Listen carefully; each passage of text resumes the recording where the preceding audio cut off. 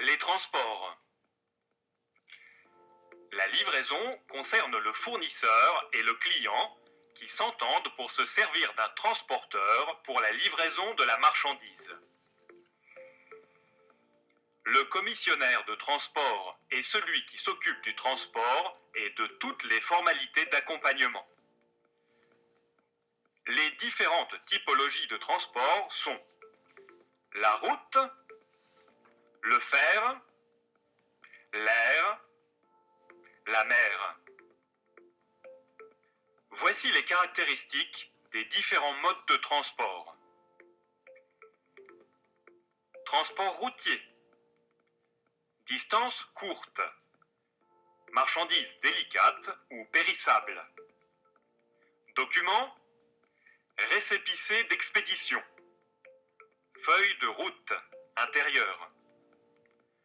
Lettre de voiture CMR ou feuille de route UE internationale. Transport ferroviaire. Moyenne distance. Marchandises en vrac. Documents. Déclaration d'expédition. Lettre de voiture.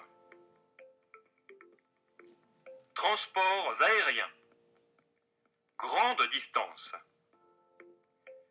Marchandises périssables. Colis de petite taille.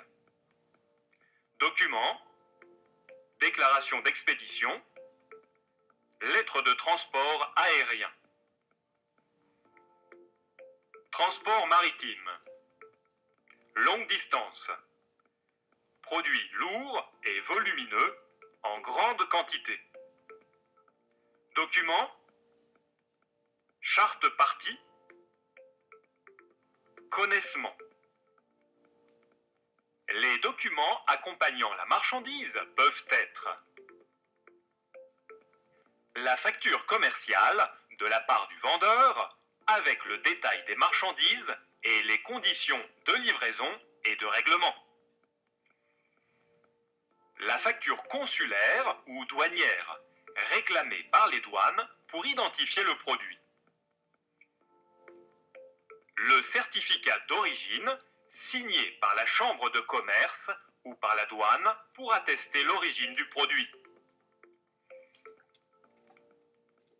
Le certificat sanitaire demandé à l'exportation pour les produits alimentaires. Le certificat phytosanitaire qui atteste le contrôle sanitaire des produits végétaux. Le carnet TIR qui est très utile pour les formalités douanières des marchandises en transit. Les incoterms sont les termes du commerce international qui règlent le passage de propriété de la marchandise.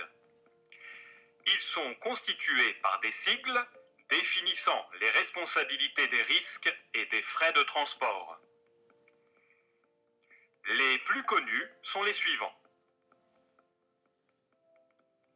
EXW, ex-work. L'acheteur va chercher à ses frais le produit à l'usine et en paye le transport. FOB, Free on Board. CIF, Cost, Insurance and Freight. Le vendeur paye le fret et souscrit une assurance. La marchandise voyage au risque de l'acheteur.